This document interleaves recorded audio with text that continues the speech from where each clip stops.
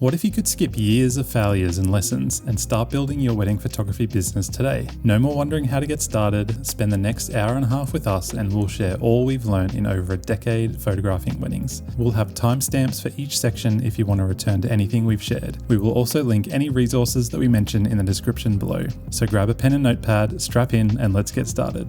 So you want to be a wedding photographer, but how do you get someone to trust you with their most special day? You don't know anyone getting married, maybe you haven't even been to a wedding before, but there's just something about weddings that gets you excited. Being invited to capture an emotion-filled, momentous celebration where you get to utilize multiple photography genres like documentary, fashion, product, and portraiture.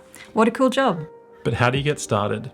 How do you book your first gig? In this video, we'll be sharing 3 tips to help you land that all-important first booking, and none of them have anything to do with gear or building a website. We've also got a beginner's guide to booking your first wedding, which you can download, but more on that soon.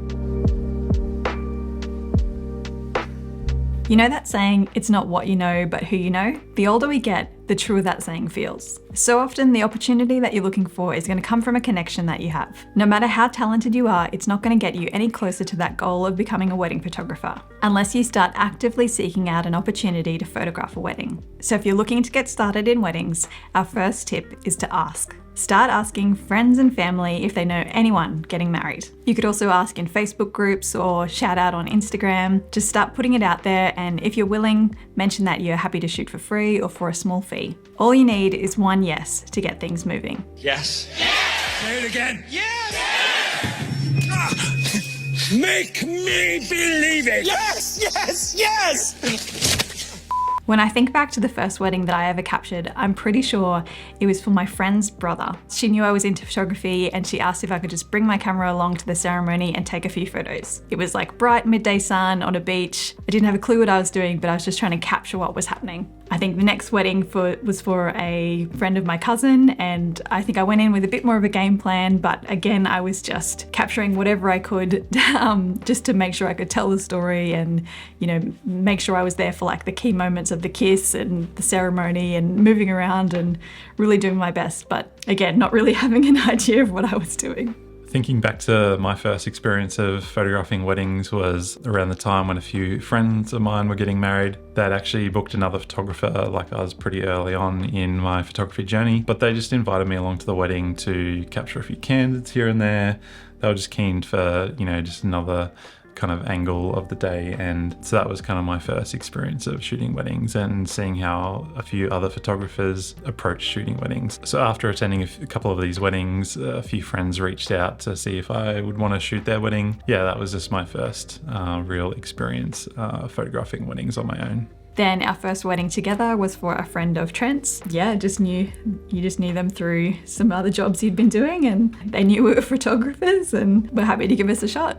So just look for any opportunity to put yourself out there and put yourself in front of people that might be looking for a wedding photographer. It's really up to you to make your own break and find that opportunity.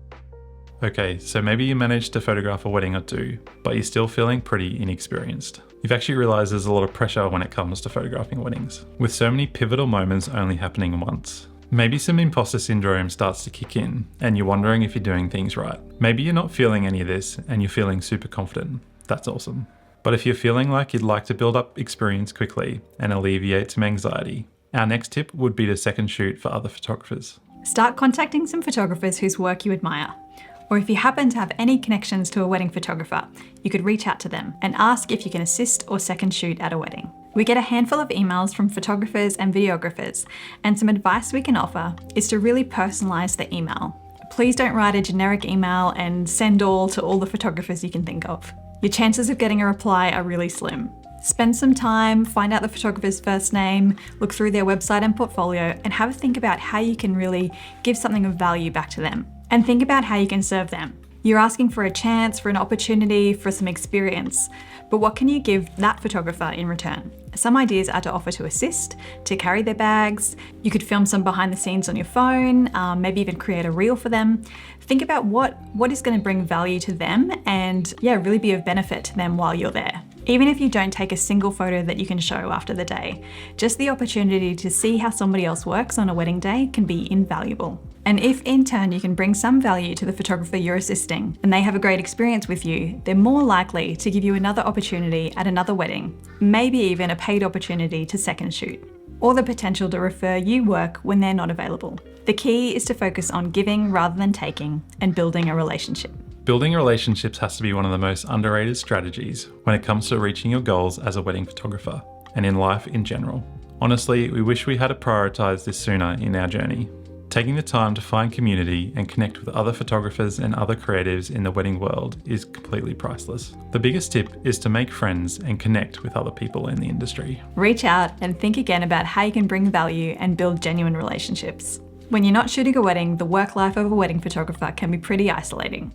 So it's really nice to have friends who get it and who you can co-work with sometimes. Once others know, like, and trust you, they're also more likely to refer you work, and you can return the favor and refer them work when you're unavailable. If you're unsure where to look for friends, you could try Facebook groups, maybe Instagram, or think about attending an in-person workshop or invest in some online education where you know there is a community space or group coaching. In our first year of shooting weddings together, we invested in an in-person workshop.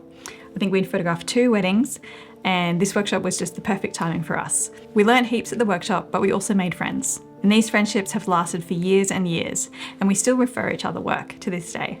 Now for a bonus tip that leads perfectly from what we've been talking about. Once you've established some connections, maybe you've made friends with a florist or a makeup artist, or you've been chatting to a bridal designer whose pieces you adore. A great option for building your portfolio, especially when you haven't photographed many weddings before, is to organise a styled shoot.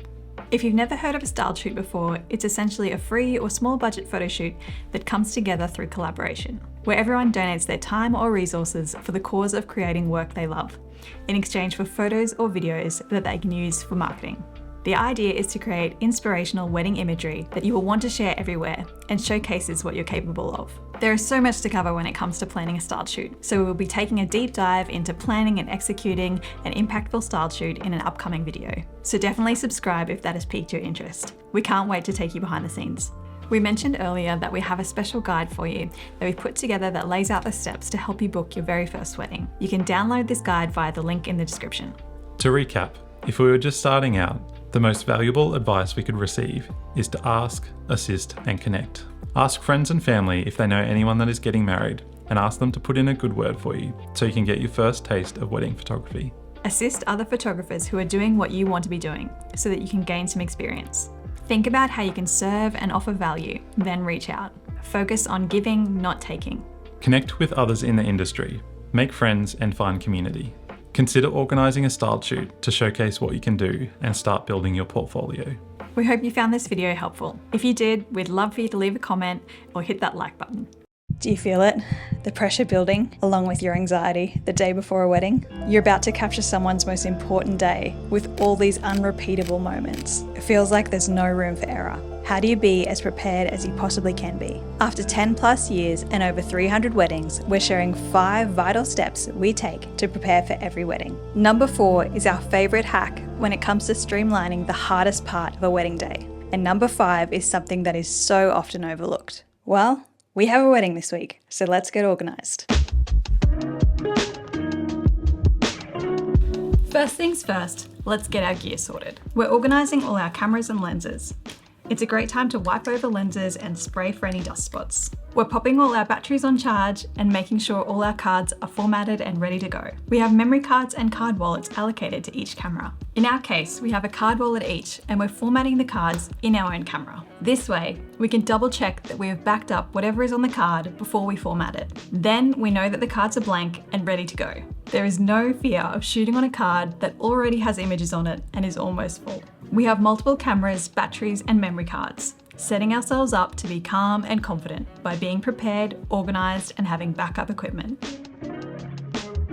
Since we've got our cameras out, there's another step we take to make our post-processing life that bit easier. If, like us, you shoot with multiple camera bodies, it's worth syncing up your camera times. This way, when you import all your images and sort by capture time, all the images will be in chronological order. This is super helpful when culling and deciding the images you need to tell the story. It can be really annoying to try and cull a wedding with multiple camera files that are out of sync. And while you can sync the times after a wedding, it's really straightforward to do it beforehand. Let us show you how. Here's how we sync our Sony cameras. Navigate to the date and time setup in both your cameras. Then check what time it is and set that time on both your cameras. Make sure you hit enter at the same time. Now that we have our gear organized, we're packing our bags ready to go. In the lead up to every wedding, we work out a photography timeline or run sheet with our couple. We gather all the information we need using our client management software or CRM, Studio Ninja. We send a questionnaire to our couples around 2 months out from their wedding. Once they complete our questionnaire, we put together a run sheet, inputting the ceremony and reception times, the addresses, all the details of where we need to be and when, including the sunset time. We're also using Google Maps to factor in travel time, and we're asking them for a list of any group and family photos that they want on the day. We then send the run sheet to our couples so they can check it, and so they also have a copy. Once they're happy, we print it out and pop it in our camera bags, or simply screenshot it on our phones for easy reference. We've created a photography run sheet template in Canva that you can download via the description in this video. But we'll remind you about that at the end of the video, because you're not going to want to miss these next 2 steps. Okay, this is my favorite hack. You know how family and group photos can kind of be like herding cats?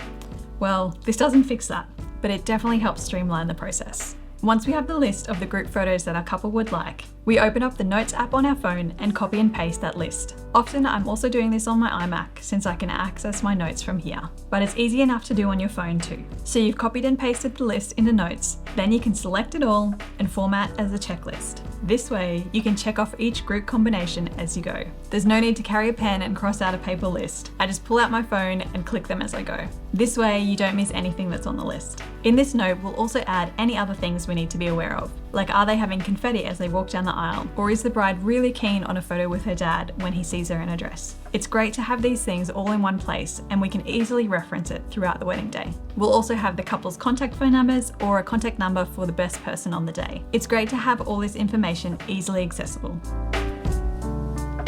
So you're feeling pretty organized. That's awesome. But this next step is something you don't want to forget. We have forgotten this more times than we care to admit, and we always regret not making this a priority. It's organizing snacks and water.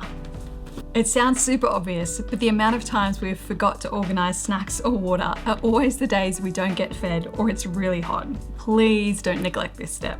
Wedding days are often long and fast-paced, and having easy-to-eat snacks and staying hydrated is so important, especially in Australia. Sometimes all you need is a muesli bar or protein bar, or if you're organised, get some fruit or chop up some carrot sticks, and maybe even some nuts and seeds or scroggin.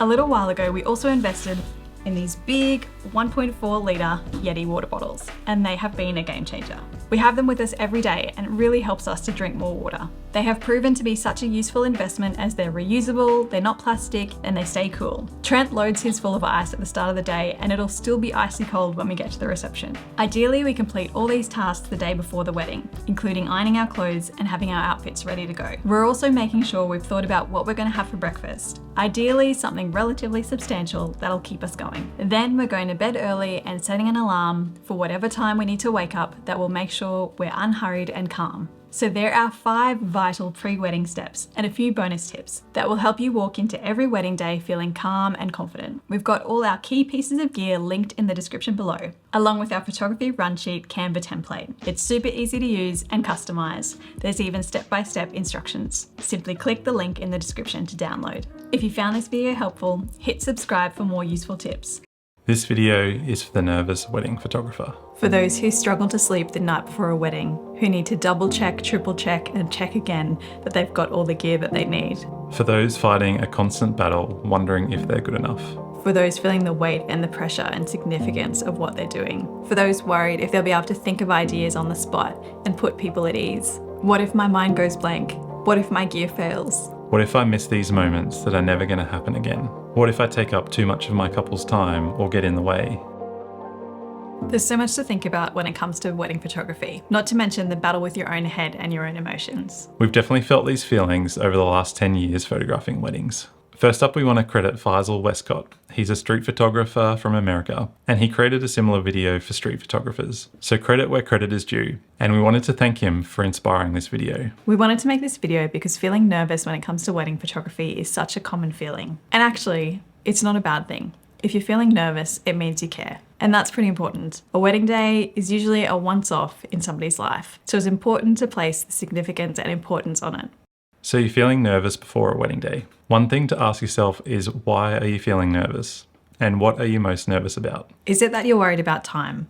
Or you're not feeling prepared enough? Is imposter syndrome rearing its ugly head? Do you feel like you're not experienced enough? If you can identify why you're feeling nervous, this can be a step in the right direction to figuring out what you can control. In this video, we're sharing 3 takeaways to help with nervousness. So let's start with feeling nervous around time pressure.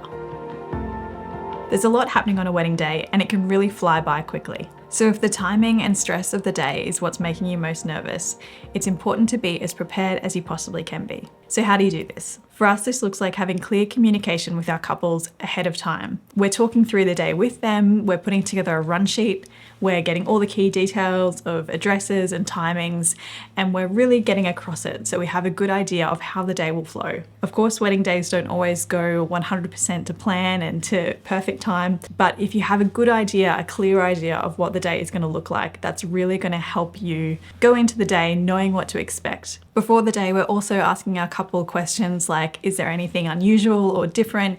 Is there anything we need to be ready for? We're trying to get as much information as we can to build a clear picture of the day so that we're ready, we're prepared. Of course, being a good photographer, it's important to be adaptable and to be ready to pivot and capture just any, thing that maybe isn't planned as well. But knowing what is planned is really important, and having a clear picture of that will really help you feel like you have a good idea of what the day will look like and help you feel more prepared and put your nerves at ease. If you've never put a run sheet together, we've actually created a run sheet template that you can download for free.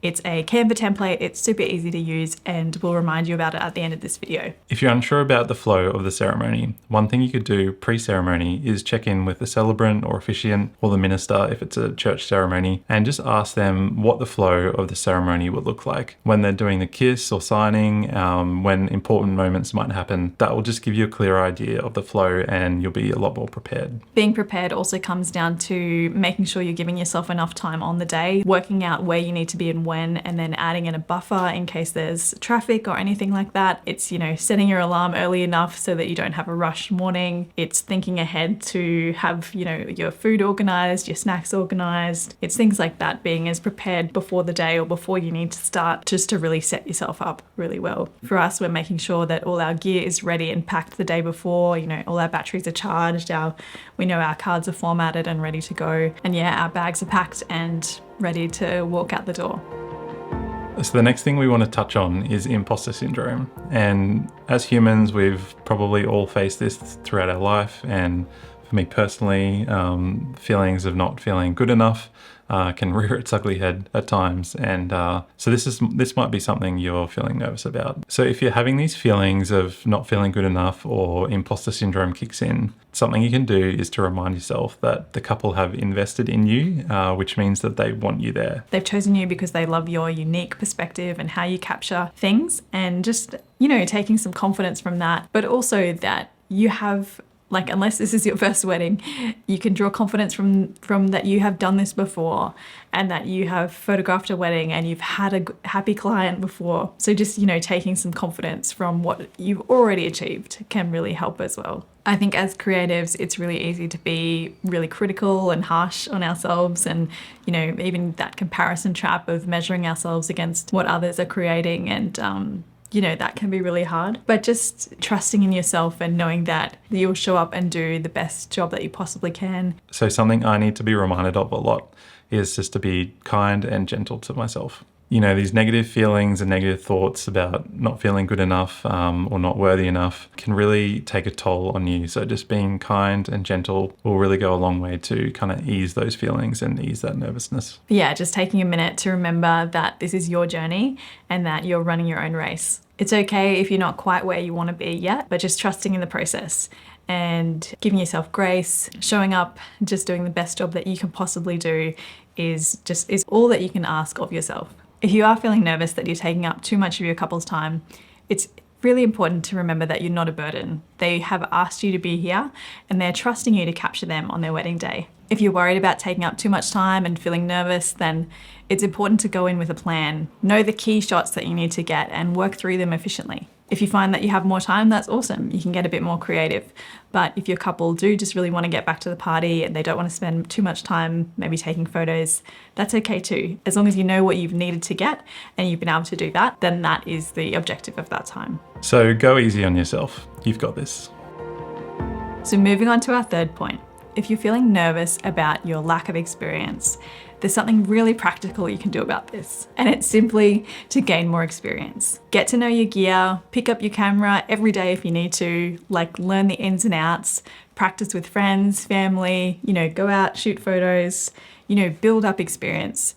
You can ask the second shoot or associate shoot for other photographers, seek out a mentor, connect with others in the industry. There are so many things to be building your experience. You can invest in your education. There are so many online courses and communities you can get involved in, or you can enroll in some classes, have some hands-on, in-person practical learning. So the key takeaway here is to take action. Just get out there, practice, get better, and try new things. You can also check out the free Canva run sheet template that we've created to help you feel more prepared before a wedding day. Have you ever felt stuck trying to pose a couple? So you've just had the ceremony where you've been hyper-focused, making sure you don't miss a single thing. Then you go into family photos where you've been hurting people and trying to make sure they're all looking at the camera. And now it's portrait time and your beautiful couple ask, what would you like us to do? You feel the pressure mounting, your anxiety and imposter syndrome kicks in and your mind goes blank. How do you go from stressed out and anxious to calm, confident, and in control walking into the portrait session? In this video, you'll discover how to put your couples at ease so you can approach every photo session with confidence and create authentic imagery. We're going to give you 5 actionable takeaways that you can implement straight away at your very next wedding. These will encourage connection and help your couple forget about the camera so you can create images that reflect who they are. This video is for you if your mind has ever gone blank at the start of a photo session. If you felt stuck trying to pose a couple. If you're unsure how to create the beautiful and intimate portraits you dream of. If you've run out of prompts and posing ideas partway through. Or if you've ever felt rushed and overwhelmed during the photo time. So you're already doing all the things.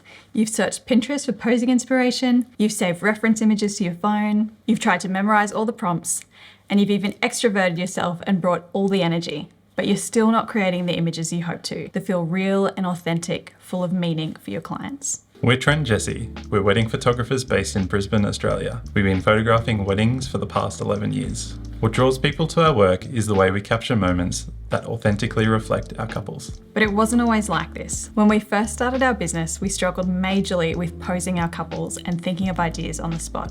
At the start of the portrait time, I would freeze and go completely blank. It usually took me 5 to 10 minutes before I could come up with an idea and had worked up the confidence to try something. We were just lucky that we had Trent to kick off the photo time while I got my head together. And I would fumble through a few poses trying to figure out what would work. We would see these epic images on Instagram and Pinterest, and we would go into the photo time wanting to recreate them, but had no idea how to build that kind of connection and intimacy with our couples. How could we create these beautiful romantic images that felt unforced and real? It wasn't until we realized that our couples didn't have to be anything other than themselves. We didn't need to find the most epic location or have the perfect sunset.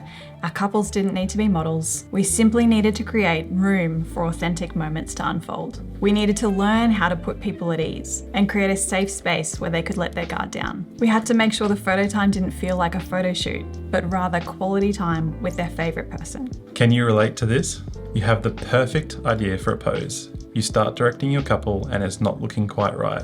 You can't find the right words to get them into the position you want. You start over-directing, they start feeling self-conscious, and the picture in front of you is stiff and awkward. All of a sudden, your couple are not feeling relaxed and in the moment. They're worrying about whether they look okay in their photos. It's the worst when you know that they're feeling anxious, and you're also feeling stressed, not knowing how to help them relax. The good news is you can let go of perfect. In fact, we beg you to. Letting go of the perfect image in your head allows your couple to interpret your prompt or direction in a way that feels right for them. Often this is when you get your favorite shots, something special and unique and true to your couple. What if you could create a comfortable and meaningful experience for your couples and they start saying things like, "You made us feel so comfortable in front of the camera and we had so much fun." We were expecting our photos to be really difficult and full of unease, but it was the most enjoyable experience, one we thoroughly loved and genuinely couldn't have had a better time. You somehow made two camera-shy people feel comfortable and confident in front of the lens. This is literally the feedback we get from our couples. This kind of feedback makes us so happy. It's awesome to hear our couples say things like, "Thank you for making two very non-camera ready people feel like absolute rock stars," and that the photo time was the most enjoyable experience. And when our couples are interviewed by a magazine and they say we are standout vendors and that we provided the most calming presence and made them feel comfortable and confident. So what's the secret? The secret to authentic posing is connection. Building connection with your couples and creating a safe space for them to connect with each other. But what does this look like? This starts with the camera down. You can establish a connection well before the wedding day. Take the time to get to know and build a relationship with your couples. If you're expecting your couple to be vulnerable in front of you and your camera, you need to build trust and familiarity, the same way that you feel more yourself around people that know you well. Your couples are going to be more themselves if they feel comfortable around you. This is how you create images that truly reflect who they are, when your couples feel safe and let their guard down. We're connecting with our couples through our marketing, showing our faces and who we are on our socials and our website. And we're intentionally getting to know them through in-person meetings, Zoom calls, and in all our correspondence. We're seeking to serve our couples and place value on them and their wedding.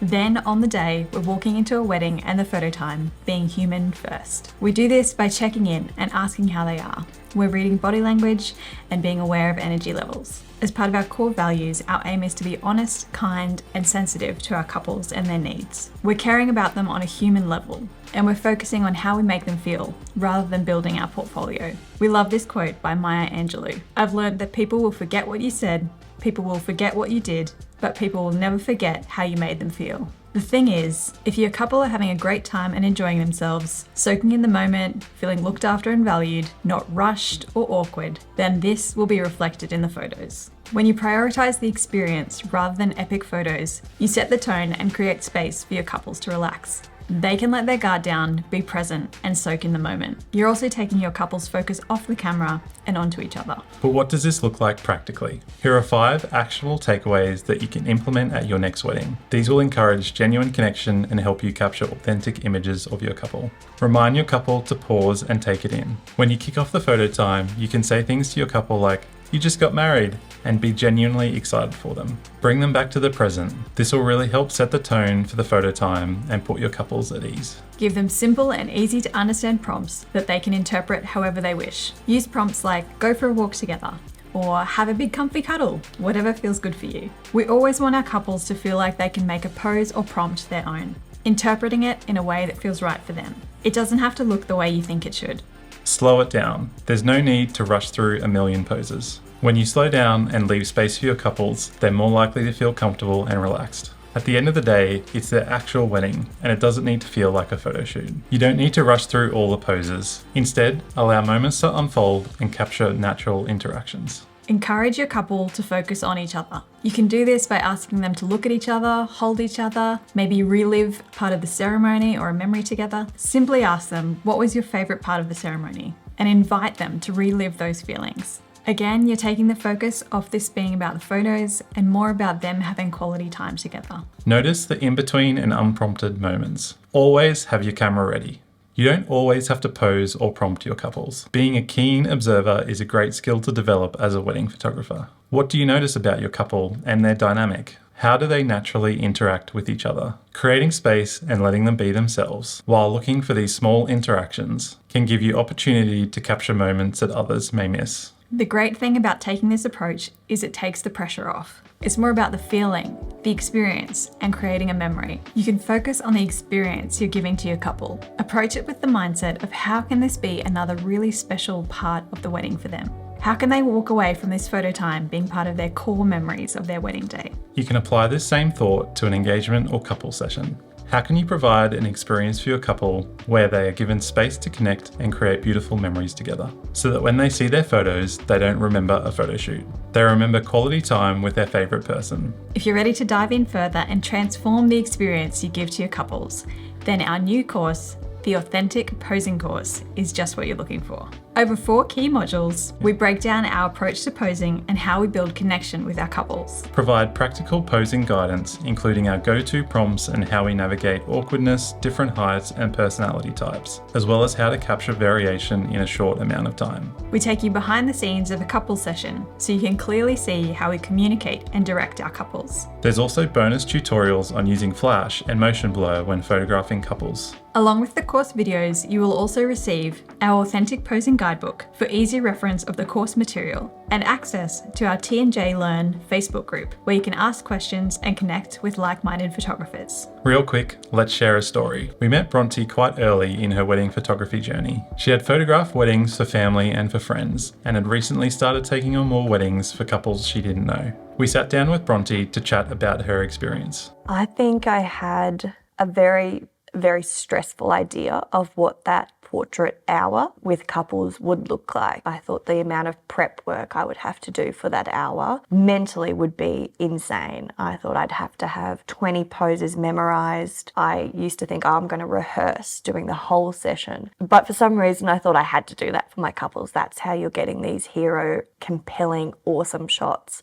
And the posing workshop completely flipped that upside down. Now, when I walk into the portrait sessions, having done the course, it's a complete change in my energy. I am so calm, so quietly confident. I know that if we've got 15 minutes or an hour and a half, I will get the shot. There's no question anymore in my ability to get it because I know how it happens. It completely, without being dramatic, or it changed my life and it changed the life of my business. And now I'm walking into a season with so many booked weddings. I'm doing a season in Europe in September with multiple weddings, and I will have been shooting weddings for less than 12 months by that time. And I don't think I would have got there. I know I wouldn't have got there without doing the course. And I'm so glad I put my nerves aside and just did it. This is a place to learn and to be guided by people who have done this for years and who are so generous in sharing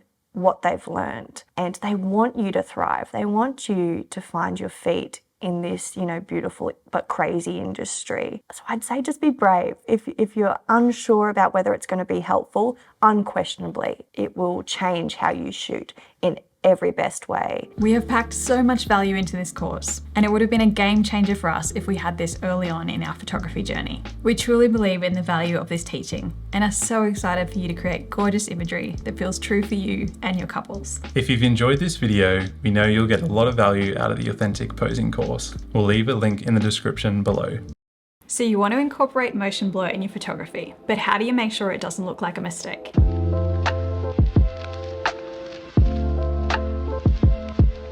While we love a happy accident where our camera misses focus or we don't realize our shutter speed is a bit low, what if you intentionally chose to use motion blur to help tell a story? Motion blur can be used to draw in the viewer and convey a feeling. It's a technique that's been around forever. It shows movement and life. It can look super romantic, energetic, or mysterious. Similar to that feeling we get when we look at candid point-and-shoot film photography, motion blur is a sharp turn away from the impossible perfection we see in AI-generated imagery, where blurry images feel more real, more imperfect and spontaneous, more human. We're going to share some of our favourite ways to use motion blur, but more on that later.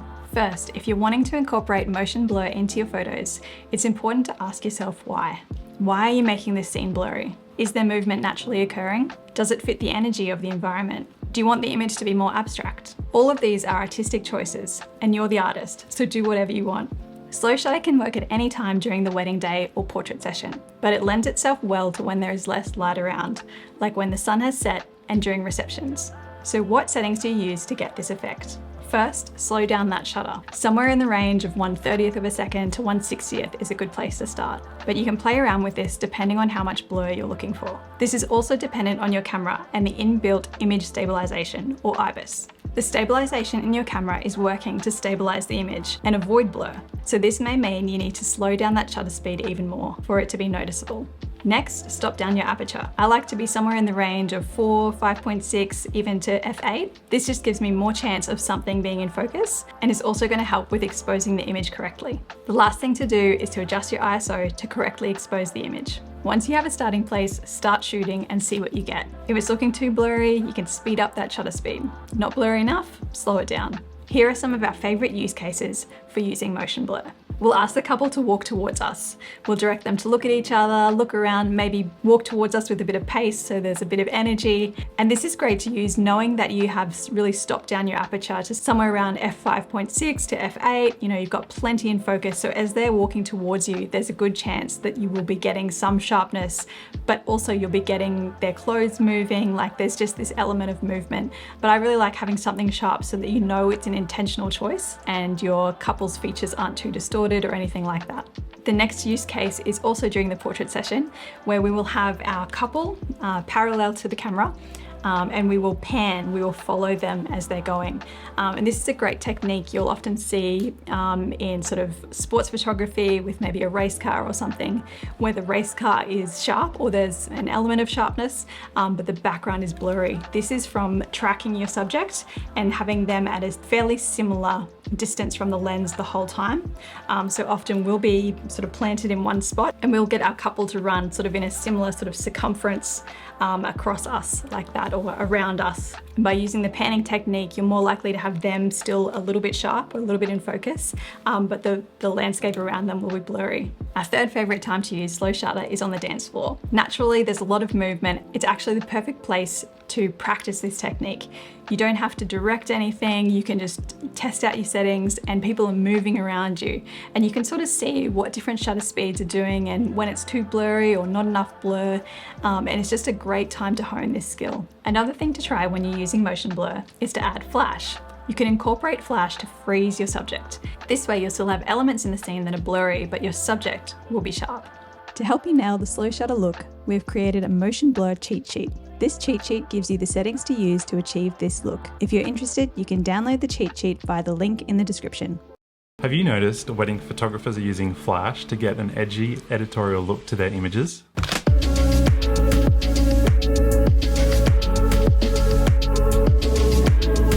Are you daunted at the thought of using your flash? You don't need to learn how to use manual flash and overcomplicate your settings. Let me show you how. In this video, we'll give you 3 simple steps to achieve that editorial flash look. We have also created a flash cheat sheet, but more on that later. Let's dive in.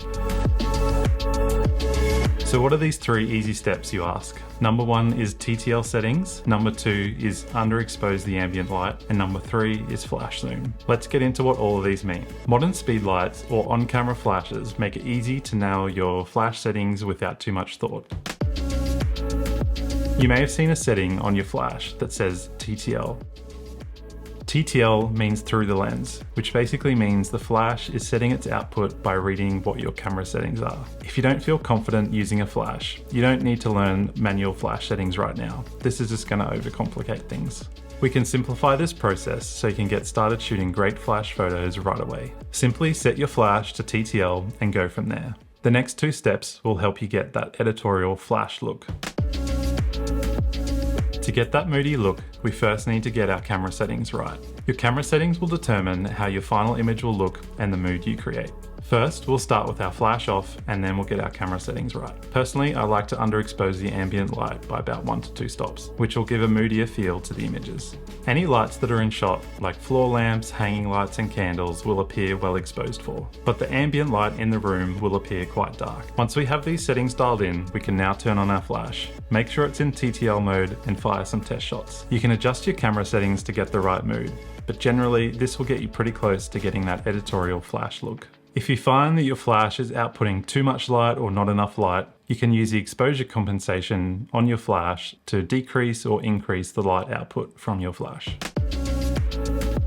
One thing that I find adds even more mood to an image is using the flash zoom. This simple setting changes the way your flash outputs light. Generally, your flash will output light so it evenly covers your image. When you zoom your flash, it concentrates the light more in the center of your image. This is another setting you can experiment with, but will give you a nice mood to your images. These steps will not only work indoors, but you can apply it outside as well. A little bonus tip, If you want to get that slow shutter flash look, try these simple camera settings. Set your aperture to f4 or f5.6 and set your shutter speed to around 1/15 of a second. We generally use these settings for the dance floor during the reception. Dial in your ISO to a point where you're underexposing the ambient light by about 2 stops. This will give you a great starting point. If the room is quite dark, like a dance floor, adjust your ISO or make your shutter speed slower to adjust your exposure. When I use this technique, I like to move the camera around as I'm taking photos. This matches the energy of the dance floor while also dragging the lights through the image. For different light trails, you can move your camera like this as you're taking the image. You can also do this or just kind of move around while people are dancing. So get creative, be a little bit experimental and see what you get. So there are 3 simple steps to help you get that moody editorial flash look. To help you nail your flash settings, we have created a flash cheat sheet. This cheat sheet dives deeper into specific camera and flash settings and when to use them. If you're interested, you can download the cheat sheet via the link in the description. Do you ever feel like the business side of wedding photography is stealing your creative spark? Does the thought of sifting through emails, managing payments, and staying on top of the never-ending task that comes with running your business leave you feeling overwhelmed? It's a common struggle that can dim your creative spark and leave you feeling trapped by the business side of wedding photography. But what if there was a way to reclaim your time and rekindle your love of photography? Imagine having more time for your art with the help of just 3 essential tools. We've navigated this journey and discovered the game-changing solutions that transformed our work life. Are you ready to revolutionize the way that you work? Find more joy in your photography and unlock the full potential of your business. In this video, we'll share the 3 tools that we couldn't live without when it comes to running our wedding photography business. Studio Ninja is a CRM aimed at photographers. CRM stands for Customer Relationship Management. A CRM assists in organizing client data and automating sales tasks. This enables businesses to streamline their sales processes and enhance customer service. Having a CRM early on in your business is so beneficial. We would recommend having a CRM as soon as possible, as it really helps manage your client experience, automate emails and tasks, and track data like revenue and leads. In Studio Ninja, you can see all your client information at a glance, and having automated workflows will be a game changer for you. You no longer need to manually send out questionnaires to clients or reminder emails about upcoming payments. You can set up the process once in Studio Ninja and then reuse it for every new job. This will save you so much time in the future. The dashboard will also give you a clear idea of your revenue for the year, as well as tracking all new leads and bookings. You can even see where your inquiries are coming from and see what converts the most. Studio Ninja also helps in organizing your time with calendar features, like syncing to external calendars like Google. Don't make the mistake of double booking yourself with this one feature. When you get a new lead or inquiry for a date that you're already booked, Studio Ninja will flag that you are unavailable. It's also super easy to generate invoices and quotes directly in Studio Ninja. This makes it easy for your clients to book you and choose the package that they want. You can also integrate payment gateways like Stripe and PayPal so you can get paid fast. No need to spend precious time following up payments when you can set automatic reminders. Another feature that you can set up once and reuse to save you time. You can get contracts and agreements signed quickly, which in the end saves you and your clients time. Making it as easy as possible for people to do business with you is such a key. You'll have a better business and more people will book you because of this. Studio Ninja also integrates with accounting software like Xero, which perfectly segues into our next tool, Xero. Before we move on, if you want to try Studio Ninja for yourself, you can trial it free for 30 days. And when you're ready, you can use the code that's on the screen to get 20% off your subscription. We'll leave a link in the description below. The second tool is Xero. What is Xero? Xero is an online accounting software that is really easy to use, but includes some very powerful features. Now, before we signed up to Xero, we were doing invoicing and payments the old and slow way. We would create an invoice manually in a Word document. We would then export that as a PDF and email it to the client. We would wait for them to transfer the money to our bank account and hope that we wouldn't lose track of any payments. Tax time was incredibly painful, with spreadsheets, receipts, and invoices sprawled across our desk. Then we'd have to make time to visit our accountant, sit down, go through the spreadsheet, and hope everything worked out okay. Now at Xero, the time we spend on accounting is drastically reduced. No more manual invoicing, no more spreadsheets, no more wondering where that receipt disappeared to. We signed up to Xero before we signed up to our CRM, Studio Ninja, but this new software was already saving us heaps of time. In case you're not ready to sign up for a CRM, Xero makes it easy to send invoices directly to your client. You can also set up automated payments so you don't have to chase people up to get those invoices paid. You can set it up so your clients can pay your invoices with debit card or credit card. Again, it's so important to make it as easy as possible for people to do business with you. Other powerful features include managing receipts, so you can claim those business expenses quickly and efficiently. Expense tracking, so you know where you are spending your money. Business reports, like profit and loss statements and balance sheets. Payroll management. If you have employees, then Xero makes it easy to pay your staff and pay taxes to the government. And collaboration tools, so your accountant can log in and help you where you need help and prepare any tax returns. Having all of your financial data in one place will save you so many headaches. If you would like a free 30-day trial, click the link in the description. The third tool is Notion. You've probably heard of Notion, but if you haven't used it yet, it might seem a little daunting. Notion is a versatile workspace that combines note-taking, task management, databases, and project tracking in a single integrated platform. Its powerful features include customizable templates that can be adapted for various uses, from personal journals to comprehensive project management systems. Notion allows users to create interconnected databases with customized views, such as tables, Kanban boards, calendars, and lists for detailed organization and planning. You can easily collaborate with team members or other creatives where you can comment on documents and delegate tasks to each team member effortlessly. You can even embed a range of external content from platforms like Dropbox, Loom, Google Drive, PDFs, and more. If you have a team of people working together on projects, Notion is a great tool that will help you boost productivity and get things done. Even if you don't have a team, having your tasks, calendars, and data all in one place will make life so much easier. One powerful thing we have in our own Notion system is our Projects tab. For each wedding, we set up a new project, and it already has all our standard tasks listed so we can easily set dates and deadlines for when things need to be done. If you have team members, you can delegate tasks for them and add due dates for when they need to complete these tasks. The new Notion calendar is another great tool built into Notion. When you set due dates for tasks, these show up in the calendar so that you can see what you need to get done in the week ahead. It's great for time blocking to help increase your productivity. We can also easily plan out our content in Notion with our content database. From idea generation to publishing, you can keep a track of your content with this database. This view breaks down each content idea into different phases. This view is called a Kanban board, or in Notion it's called a board view. You can quickly move content ideas through the different phases as you work on them, and is a great visual aid to see where you are at with any given idea. Even though Notion can be a little bit daunting to start with, it's such a powerful tool to streamline your tasks and processes. It's especially helpful if you have a team so you can manage team tasks and expectations. So there's 3 tools we couldn't live without when it comes to running our business. So try these for yourself. We're sure these will save you heaps of time in the future and improve your client experience. Let us know in the comments which tool you'd like to try, or if you've tried some of these tools, which one is your favorite.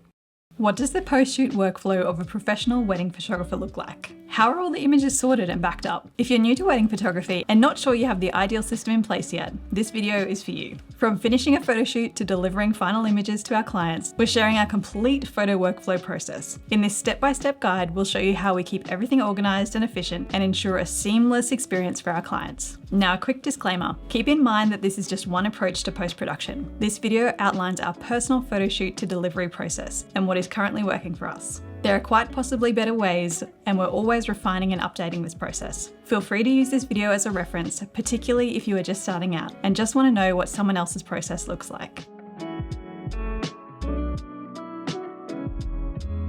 Okay, so you just got home from a photo shoot and you're ready to see what you captured. We actually had a beautiful photo shoot yesterday that I haven't downloaded yet, so we are going to do that right now. So as we were shooting yesterday, as we shot cards, we put them back in the card wallet, back to front, so we could see that these were the used cards on this side. That way I know which cards I've shot for the day and which ones I need to download now. So I've got my card reader, and so we shot 3 cards, so I'll download all of these. And I'm going to download these onto our working hard drive. So for a working hard drive, we just have an SSD, so nice and sturdy and easy to travel with.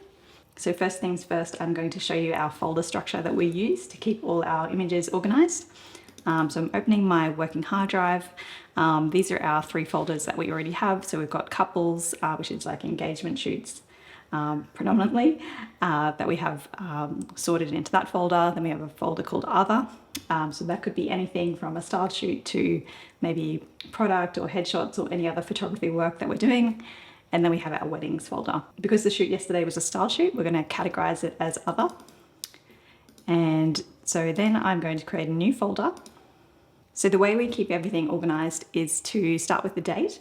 And to make sure that it's all in order, we start with the year. So 2024, so 24, the month 07, and yesterday's date, the 17th. Then I'm also going to name the style shoot, and it was a romantic garden styled shoot.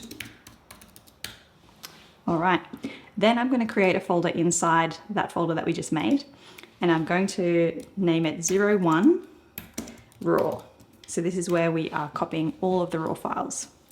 Then I'm opening up my memory card over here, just this untitled folder, jumping over here to get to the raw files. I am Command A, selecting everything, and Command C, copying, and Command Paste. So we'll copy all of this over, and then we will just repeat this until we have copied all the images over to this folder. Okay, so all 3 of our cards have just downloaded, so we can put them back in our card wallet now. And as we are doing that, we're actually flipping them backwards, but also then pointing them downwards, just to show that these are the ones that we've downloaded. Just another way to keep keep things organized, and so we know what we're doing. So the next step is to back up all the images onto 2 external hard drives.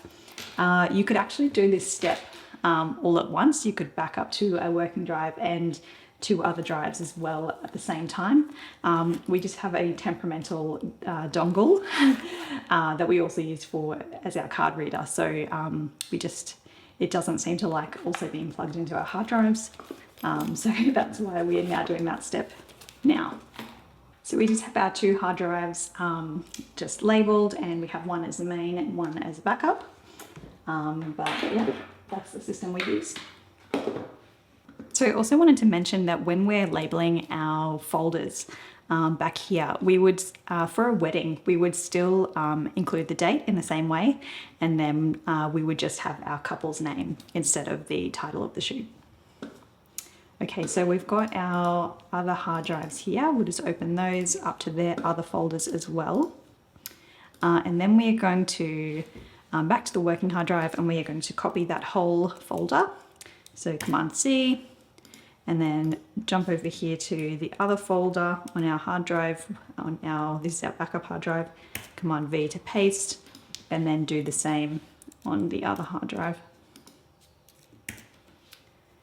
And so that's just going to back up.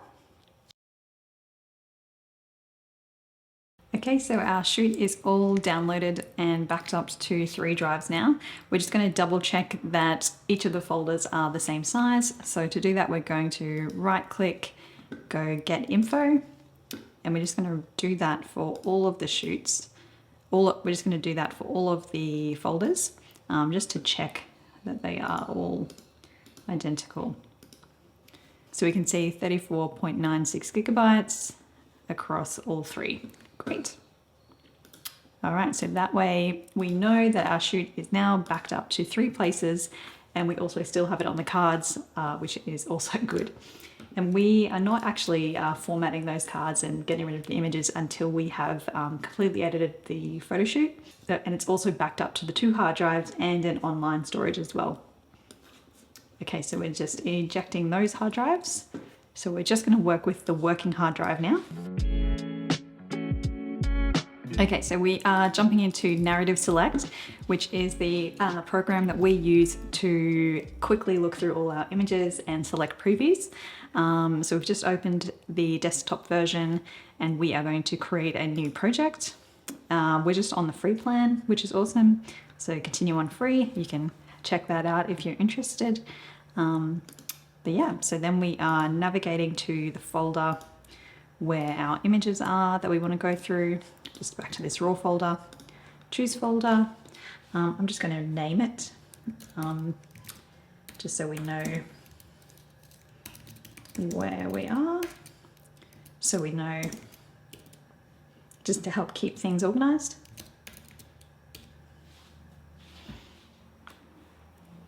Okay, and so it's imported all our images.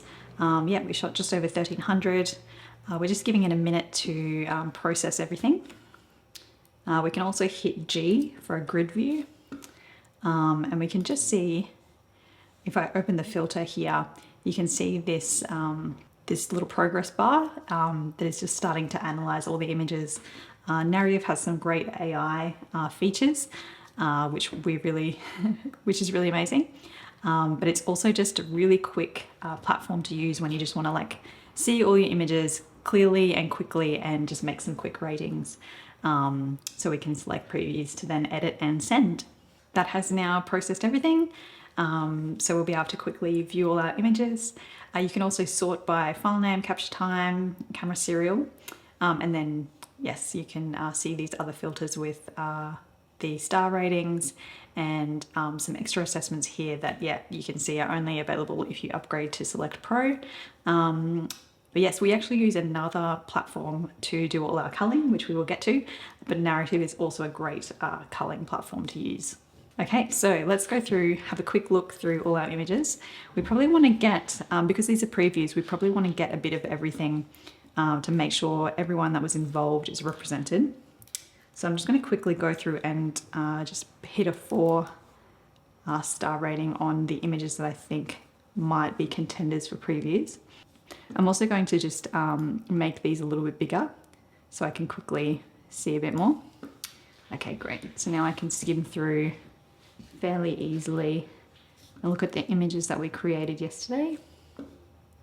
I'm also kind of thinking I'll probably, my preference will be portrait images, just because I know that a lot of people will be wanting to share on Instagram, and yes, portrait orientation is generally preferred there.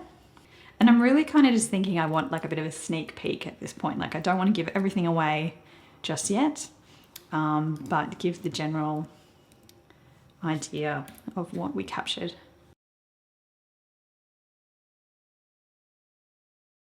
Okay, amazing. I can also double click if I want to see the image full screen. And then I can use my arrows to go through images as well. So that's really handy. If this was a wedding, I'd probably be choosing mostly portraits, but maybe also a couple of images from the ceremony, and then maybe if there was a fun reception photo or a first dance or something like that.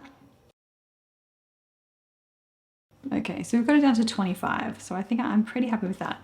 So I'm going to Command A, select all these, and then I'm going to hit ship. And what I want to do is ship 25 images. I want to create a new catalog. So I'm going to name this catalog Romantic Garden Styled Shoot. And I'm going to save it in a particular folder. So we're jumping back to our working hard drive, navigating to our Romantic Style Shoot folder, and we're actually going to create a new folder. And we're going to go 02 Lightroom. Okay, and choose catalog location, and then we are going to ship 25 images. Okay, so then it has the 25 images that I've selected. It's ticked all of those. I'm also going to tick build smart previews. So that is something that we do for all our weddings. It just creates a small image file of all of the images that we're importing. And this is something we use as another backup, but I'll tell you more about that soon. And import. So now we're just importing those 25 images. And it's just building some previews for us as well. All right, and now we're going to start editing.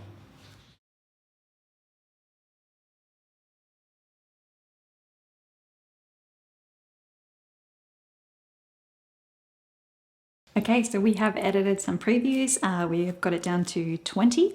So what I'm going to do now is export them. So Command A to select all of them. Then we are going up to File, Export. And for some export settings, because these are just previews, we're just going to do low res. And we are going to export them to a particular folder. So back in this romantic garden style shoot, we're going to create a new folder, 04 previews, and create that and choose. And then we are just going to title it, probably just romantic garden editorial dash previews. Okay, and then these are all our settings here. We just have some presets already, but we are exporting as a JPEG, quality 90, sRGB. We've got the short edge at 2048 pixels, 72 resolution. We are sharpening for screen, and that's about it. I think the rest are pretty much default settings, and then we're just going to hit export. Okay, so we are actually going to open up another program called JPEG Mini. We use this just to decrease the size of our JPEGs. It doesn't reduce the quality of the image, it's just getting rid of anything that it can just to reduce the actual size of the file. So it's not changing dimensions or anything like that, just reducing the file size, which really helps when we're emailing images or just uploading, all those sort of things. So we're going to select all our images, drag them into JPEG Mini. And yeah, it's done that super quick. And you can see that it has reduced the images by 38%. So again, that's the file size, not the image quality or the dimensions or anything like that. So we can quit JPEG Mini. Okay, then we are going to Dropbox, upload the images to a new Dropbox folder. All right, we are going to use a similar labeling or structure to what we've already used on our hard drives. So we're just going to call this 24th 717 romantic garden style shoot, and that just keeps it all ordered for us. And then we are just going to drop in this whole previews folder, and then once this is uploaded, we can share a link and add that to an email and send it out to everyone involved. So we might actually just quickly rename it. We don't need the 04 here, just previews. All right, and let's just double check everything's in there, uploaded, looks good. Okay, then we can go copy link, and then we can jump into our Gmail and send this link to everyone. And then they have previews. Okay, so our next step is to cull all the images. And to do this, we use a program called Aftershoot. All right, so I'm in Aftershoot. I'm going to create a new album, and I'm going to cull and edit this album. So then I'm navigating to the right folder, just bringing in the raws. So import this folder. All right, I'm going to give that a minute to process everything. You can see the rainbow bar is moving across. It's pretty quick. All right, cool. Okay, then I'm going to move on to the cull tab. And then I'm going to come down here to the bottom right and hit start culling. I'm going to choose what type of shoot this is. If it was a wedding, I'd choose wedding. But I could go down. Actually, I'm still going to choose wedding because that's the sort of category. And then I've got a customized AI cull set up. I don't want to have any highlights. I've already done that already as my previews. And then I'm wanting to group it into larger groups. I've got blurry photo detection on and closed eye detection on. I can customize this a little bit if I want. I'm being pretty lenient with that. I'm also going to change this setting here. I don't want it to overwrite the existing stars because I've already made some star ratings in narrative.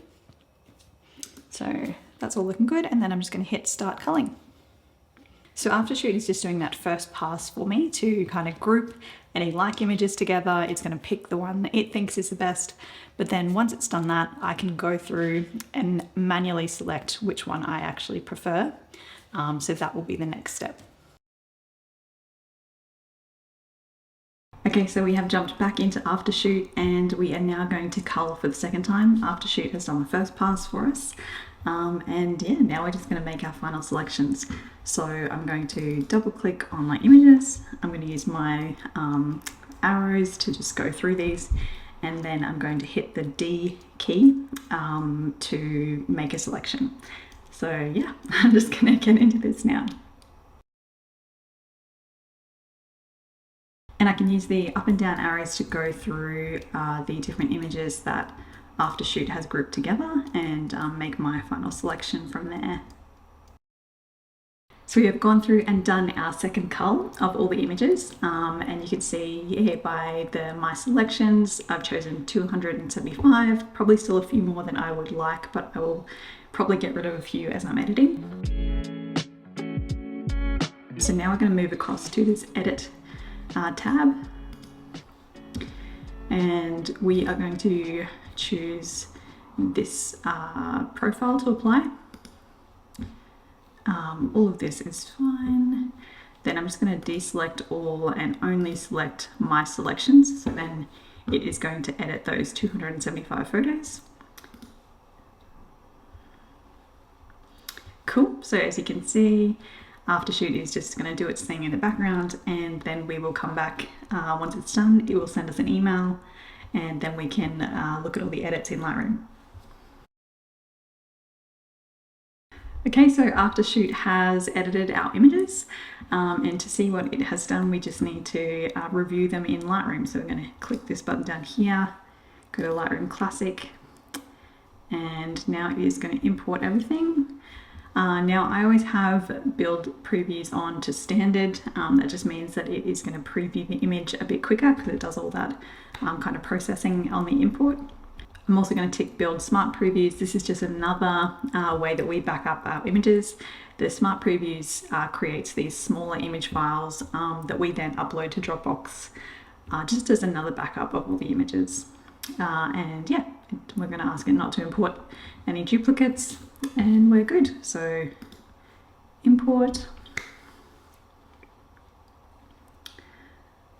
So as you can see, as we're importing, it's applying the edit that Aftershoot has done. So we're just going to leave that to import and apply, and then once everything is processed, we will go through and make our editing tweaks.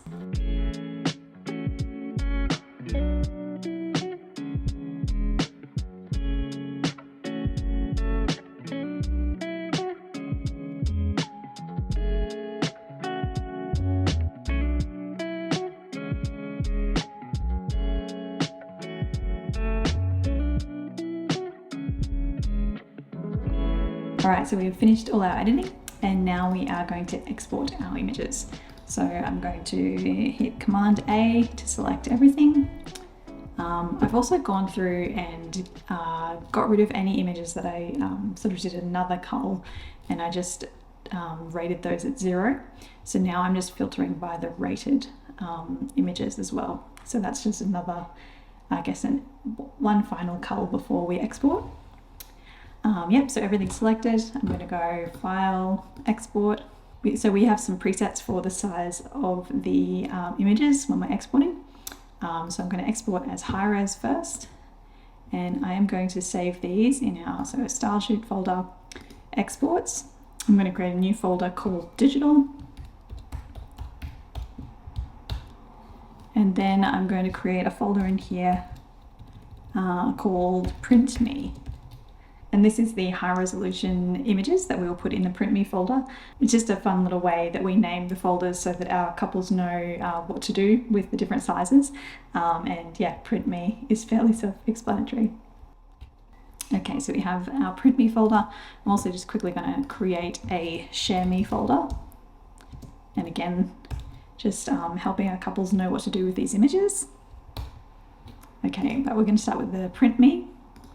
And yeah, so we're going to be on the high res, and we are going to call these images Gavin Bar Editorial. And then we have our preset settings. It's going to be a JPEG, sRGB. The long edge is 5500, resolution at 300. Yeah, and the rest of this, oh yeah, we're sharpening for screen. And yeah, the rest of that looks good. So we'll hit export. Okay, and yep, so there's 308 images. And then we are just going to we'll copy this here, and then we'll go to the low res preset and then paste the name in again. And then we are just going to go to the Share Me folder. So all of the low resolution images are going into a different folder. And the settings for this, JPEG again, sRGB, quality 90, and we've got the short edge at 2048 and resolution at 72.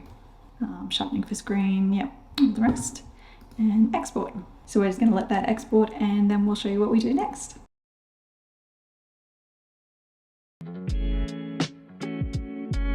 Okay, so all our images are exported. We can close Lightroom now. And also, if this was a wedding, we would actually name the files just our couple's names, so whoever and whoever, usually separated by a hyphen. But yes, this was a shoot, so we've named it after the venue. All right, so we're going to navigate to our folder where all our exports are. We're going to go to the digital folder, and we are just going to open JPEG Mini again, just so we can make sure all our images the file sizes are as small as they can be without losing any detail or quality.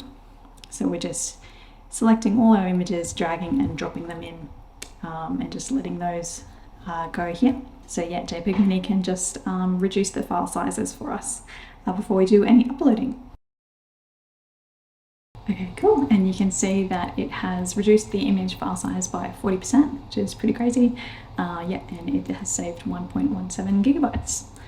So we will close JPEG Mini. Then we are just going to come to PicTime. So PicTime are a wonderful online gallery platform. We use PicTime to send out all our images to our couples. It's a really lovely delivery experience for our couples, where they can view all their images, download everything. We also create a slideshow within PicTime. So I'm just going to take you through some of those steps now. So we're going to create a new client gallery.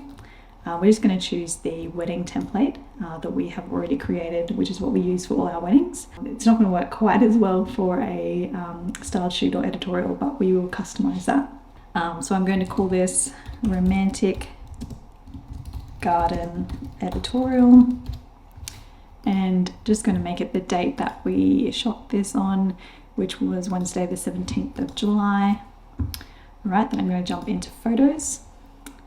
Now we've set this up, as you can see, for a wedding, where we have a section for preparation, so all the getting ready time, the ceremony, the portraits, and the party. Since this was a style shoot, we're just going to delete some of these scenes, and we might, yeah, I think we're just going to have it all in one, just to keep it simple. And actually we don't need a slideshow either for this one, but it's also a really easy process to create a slideshow in PicTime, which we are looking forward to showing you in an upcoming video. All right, so we'll just rename it. Actually, we might upload the film photos as well. So we'll call this one digital, and we'll make another scene and call it film. All right. So then we just go to the plus sign, we select our photos,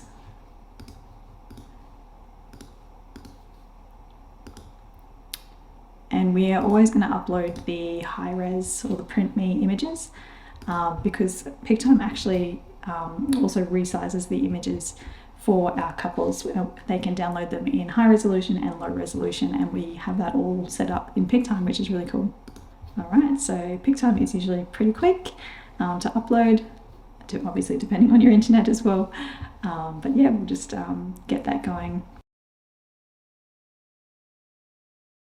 Okay, so all of our images are uploaded into PicTime. It's just now doing a high-res upload, but we can just let that do its thing in the background. We have all our digital images and all our film images.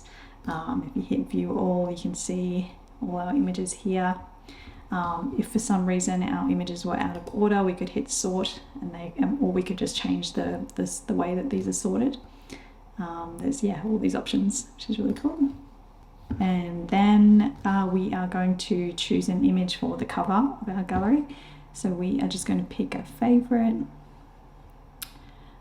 We might go with really love this one. So we're just going to tick that, and we're going to set as cover. And you can see it has just add that image as the cover of our gallery. You can also customize further with coloring. There's all these other options as well for how you want it to look. But yeah, this is the way we have our PicTime gallery design set up. So this is what we're using for our weddings as well. Okay, so we've got our photos here. As I mentioned, if we wanted to make a slideshow, it's super easy. We would be making a slideshow if this was a wedding. And just one other thing. I'm just going to make the images a little bit bigger so I can see them. But I might select a few highlights. So let's just go through quickly and select some sort of just like a good overview of the gallery. Just so somebody, if they were just having a quick look, they could sort of see what was in here. Cool, all right, and then we are going to set as highlights. And we'll just make these smaller again. And then you can see we have another quick selection, which is the highlights. So that way, if somebody comes to the gallery and they just want to have a really quick overview of what was included, and same for a wedding, we've just got the highlights collection here at the top of the gallery. So that is great. And then we are going to go to gallery setup. Now, yes, usually this is where we would put our couples' names, but we are just going to change the occasion to editorial. Perfect. And the expiry, we'll still have it for about a year from now, which is what we would do for our couples, give them just over a year from the day that we're sending their gallery. We can have it showing on the portfolio, that's great. And they can have high-res and web-res. If we go more settings, you can see that the download size, so the high-res is the original size, so what we've uploaded, and then the web size, or the low resolution, is this 2048. Yep, so that all looks good. No watermark, perfect. Okay, and then automations and discounts. Usually we would be selecting this gallery to backup system. We will go more into this in a full PicTime video, but this is a really wonderful automation that has brought in a lot of extra just passive income for us, which is just brilliant. But yes, PicTime has all these really great sales automations that are definitely worth looking at and adding to galleries that suit. This is a brand new feature called vendors, which we'll also talk about in the next video. So this share section is now where we would send the gallery to our couples. So we would put their names here and their email address and then send it to client. But because this is an editorial or a styled shoot, we're actually going to hit send by myself, and then we can get a link that we'll be able to then put in an email to everyone that collaborated on this shoot. But we will go more in depth to PicTime in a later video. All right, the next thing we are going to do is upload all our images to Dropbox. Once everything's uploaded, so we've got it on our online gallery, and then soon we will have it in Dropbox as well. We use Dropbox more for our own use, so just easy access for downloading images for social media or a website or that kind of thing. We just have everything on Dropbox. But yes, and then the next thing we are going to do is back up all of our images to our hard drives. All right, so we have just plugged our hard drives in, and so let's open up to our folders. So we've got our main hard drive and our backup hard drive. We are going to navigate to the folders. So we've got our romantic style shoot here. And yes, we've only got the raw images. So what we are going to do is select everything, including the raw folder. I'm going to Command C to copy, and then we are going to paste. And what we're going to do is just replace that raw image because there will be all these XMP files now in that raw folder from all the sort of star ratings and Lightroom extra data will be added there. So we just want to update that folder. We'll do the same here and just replace. All right, so everything has backed up. We're just going to cross-check the sizes of our folders. So we're going to right-click, get info, get info, get info. Yeah, and they're all good. And I mean, for peace of mind, we can just have a quick look, but everything is looking pretty good here. Once it loads, yep, so same here. We select all, yep, there's 308. Yep, 308. Cool. So that is all sorted. Okay, so the only thing left for us to do is to send the gallery to our vendors who were involved in this shoot. But other than that, that is our shoot to backup process for a wedding or a photo shoot like this. We've also put together a list of all the resources that we use for weddings, including links to pick time and a discount code for you. So we will leave all of that in the description. As we already mentioned, this is just one way to do things. This system works for us right now, but it has and continues to evolve and change. Feel free to leave any questions in the comments, and if you found this video helpful, please subscribe for more. After 332 weddings across every state in Australia and a handful overseas, we're sharing the most vital lessons we've learned in the past 11 years photographing weddings, so you don't have to make the same mistakes we did. We're Trent and Jessie. We're a husband and wife photography team based in Brisbane, Australia. 10 years ago, we took the leap to full-time self-employment as wedding photographers. It's been a wild ride to say the least, the highest highs and the lowest lows. Now we're sharing all that we've learned. No gatekeeping, no silly questions. This is a safe space to learn together, where everyone has a seat at the table. We've put together our resource vault for wedding photographers that includes all the game-changing tools and resources we wish we knew about at the start of our journey. We'll tell you more about that soon. Let's dive into our first lesson. When we first started, so many of the wedding photographers who we looked up to and who we could see succeeding on social media had these big, larger-than-life personalities. They weren't afraid to put themselves out there, they showed up with oodles of confidence and shared the most epic photos that won all the awards and were featured in all the magazines. The couples in their images looked like they were having the time of their lives, the compositions were dynamic, and the emotions were loud. We thought this is what success looked like. But for two introverts, this version of success looked almost unachievable. Like we would have to put on some ill-fitting clothing to make our dream job a reality. It wasn't until we realized that we could lean into our own unique superpowers that we started to create the work that fulfilled us the most and brought us our own version of success. Let us explain. We realized we didn't have to be loud and the life of the party. We could be quiet and observant and hone our skills in these areas. Our sensitivity and empathy was a strength, and we developed the skill of putting others at ease. We started to attract couples who were drawn to our relaxed and intimate approach, and we felt more and more comfortable in our own skin. We had found our voice, clothes that fit just right, and that resonated with others. The lesson here is to lean into your strengths. Think about what makes you unique. How would you categorize your personality? What are you good at? Not just when it comes to photography, but when it comes to relationships and connecting with others. Think about these things and how you can harness them in your approach and business. We have seen success in highlighting our quiet natures in our marketing, as this resonates with couples who are also introverted and may be anxious about being the center of attention on their wedding day and being photographed. Now for a lesson we thankfully learned very early on, and one that paid dividends. As noobs in the wedding industry, we really didn't know anyone doing what we wanted to do, working as a full-time wedding photographer. We followed a few rockstar photographers on Facebook, but didn't know anyone personally.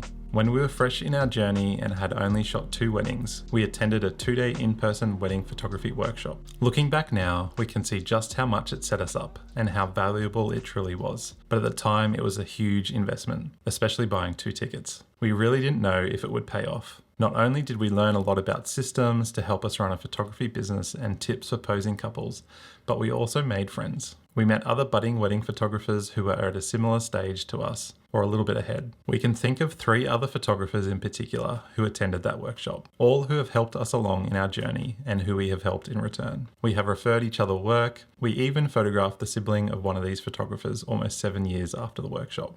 We've been available to bounce ideas off of each other, chat through pricing, even been there if the need arose to cover for each other during COVID. Community over competition truly is the path to longevity and success in this industry. Prioritizing sharing rather than gatekeeping. A rising tide lifts all ships, as they say, and it's way easier to succeed when you have help than to feel isolated and try to do it all yourself. So that's our second lesson. Build relationships. Make friends and find community. Connect with others in the wedding industry too. Make friends with florists, makeup artists, venue managers, DJs, anyone. You're all part of a couple's dream team on a wedding day. And if you're friendly and great to work with, other vendors might refer you work as well. And when you have a couple looking for a particular vendor, you can refer a friend. Having industry friends is a game changer, but some challenges you have to overcome yourself, like this next one. This lesson makes us feel a little uncomfortable. Some mixed emotions for sure. Sometimes the biggest lessons are the ones that hurt the most. Let me take you back to 5 years into our business. We'd learned some things, found some success, and noticed that wedding videography was really gaining popularity. So we saw the opportunity to bring on our good friend Tim as our in-house videographer to work alongside us. It was great. Couples loved booking a team, and we were bringing in a little more revenue. After a little while and chatting to Tim, we decided to bring on another videographer. After all, we had 2 photographers, and it would alleviate some pressure and produce a better video if we had 2 videographers too. So we brought on another videographer, Cam, to shoot alongside Tim at weddings. Now, since it wasn't just the 2 of us anymore, we thought we should change our business name from Trent and Jessie to something without our names in it. Something more fancy and elevated. We were a studio now, and we wanted to take our business to the next level, whatever that was. So we paid a lot of money to a designer and completely rebranded to Ephemeral Creative. Ephemeral meaning something fleeting, lasting only for a moment, and the word creative because that's what we were, creatives. Unfortunately, what happened next was not the skyrocket to success and luxury weddings we'd hoped for. Over the next 24 months, we saw our inquiries slowly decline. What we hadn't realized is that we were essentially starting from scratch. Nobody knew this new name, and for some, they had never heard the word ephemeral, had no idea what it meant or how to spell it, and this was terrible from a marketing perspective. It wasn't until we had a mentor tell us straight that changing our business name may be the cause of our business decline. And that's when we realized we'd made a mistake. The new business name was a fail. It had the opposite effect for what we were hoping for. So what did we do? We went back to Trent and Jessie, relaunched our business, and have seen our business grow. Now, plenty of other mistakes and fails later, we've made peace with failure and realized that not only is it a part of running a business, as a wise YouTube philosopher once said, failure is the road. Failure is not embarrassing. It is not a roadblock. It is the road. Yeah, it is the road. Dude. I mean, Wow. let's give it up for Colin. The right guys. guy. Appreciate it. Yeah. So really, there's 2 lessons here. 1, choose a memorable business name, and 2, don't be afraid to fail, which is really what we needed to overcome for us to start learning this next lesson. Now, we like comfort. We're introverted, we love quiet and cozy spaces. We've struggled with confidence, we don't love putting ourselves out there or disturbing the peace. We enjoy structure and some control. Unknowns give us anxiety, so this next lesson is not something that comes naturally at all. But we're also incurable dreamers, addicted to progress. We've grown to love the business side of wedding photography, and we knew that we had to break through some ceilings if we wanted to see growth, both personal growth and business growth. To hit the goals we had for ourselves and our business, we realized we would have to take action, and a lot of action that was way outside our comfort zones. Action like showing our faces and talking to camera on social media, reaching out to venues and other vendors and meeting new people in person, putting ourselves out there and risking rejection. All of it felt uncomfortable, and there was no real guarantee that it would pay off or be well received. But what surprised us the most as we started to take these uncomfortable actions is that we started to see a shift in another area. It wasn't something we were working on or expected. We were putting ourselves out there, getting some yeses, some nos, occasional rejections, and occasional new opportunities. Amongst it all, we started to see our confidence grow.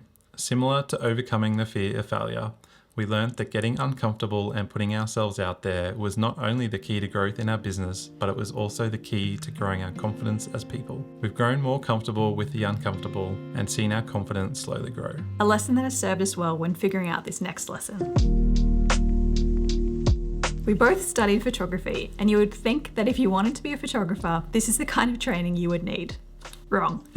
Well, kind of. Learning photography is of course crucial. However, it's not the most helpful if you want to make it your profession. If you're wanting to turn your creativity into a business, you need to learn, well, business. Business. And included in that is marketing. Neither of us studied business or marketing, but at least had enough understanding that in order to turn photography into a job, we needed bookings. And how do we get bookings? Through spreading the word that we're open for business. In other words, marketing. Wedding photography is actually not the greatest business model when it comes to cash flow. We don't have any repeat business. At least we don't hope to. And everything hinges on one unrepeatable event. Of course, you could move into other types of photography and follow your couple through more life stages by offering maternity, newborn and family photography. But for us, we wanted to focus on weddings. So we actually have to be non-stop marketing, always looking for new customers, looking for an audience that are in a very specific and often not particularly long life season. Engaged or soon to be. Lucky for us, we started our business at a time when lots of people around us were getting married. We photographed friends' weddings and friends of friends, but at some point our word of mouth marketing approach wasn't enough to get all the bookings we needed to make wedding photography something we could both live off. So learning this next lesson was vital if we wanted to have a job. It was learning how to expand our marketing. Now we could do a whole video on this, so let us know in the comments if that's something you'd be interested in. But here are just a few quick marketing tips. Number 1, look after your couples and make sure your client experience is exceptional, so they refer you to their friends and family and your word of mouth keeps extending. Number 2, don't limit your word of mouth marketing to just friends and family. Connect with others in the industry and start building your relationships. We did this by reaching out to other wedding vendors and offering value for free. We captured photos and videos for vendors and venues that they could use in their marketing. This really helped us connect, build trust and familiarity, and simultaneously gave us opportunity to get to know the people behind the businesses. Once we built relationships, we pulled together style shoots to create aspirational imagery that could be shared everywhere and submitted to blogs to be featured. A few more tips are to advertise with blogs and magazines you want to be aligned with, share regularly on social media, and think about improving your website SEO. You can write blogs on searchable topics, and if you're up for it, create a matching YouTube video to embed in the blog as well. Since expanding our marketing and continuing to work on it, we consistently receive 5 to 10 inquiries a week, sometimes more, depending on the season. So we worked out how to bring in wedding photography work. But this next lesson is much more about the photos themselves, and for us, learning the skills that change everything for our photography.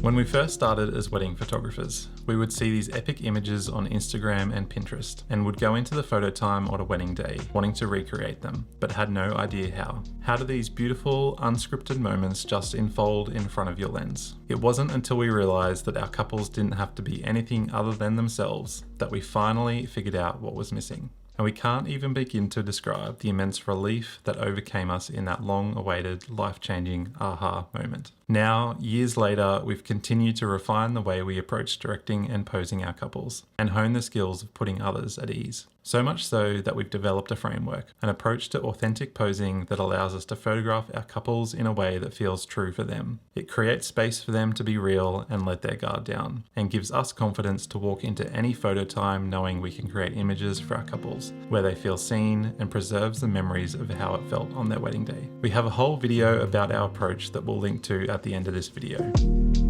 For now, let's recap our 6 lessons. Number 1, lean into your unique superpowers, what makes you you. Number 2, prioritize building relationships with others in the industry. 3, failure is a necessary part of business and life. No need to be afraid of it. 4, grow and gain confidence through pushing yourself outside your comfort zone. 5, learn to expand your marketing. Don't rely on just one source for inquiries. And 6, developing the skills to put others at ease is a secret to creating the images you dream of that truly reflect your couples. As we mentioned at the start, we've put together our resource vault for wedding photographers. It features all of the tools we use to streamline our business and makes our life easier, like what we use to cull and edit weddings efficiently, how we share our photos with clients, even how we manage all our client data. You can download the resources vault via the link in the description. Thank you so much for watching. If you made it this far, we see you. We appreciate you and we hope we have provided you with value.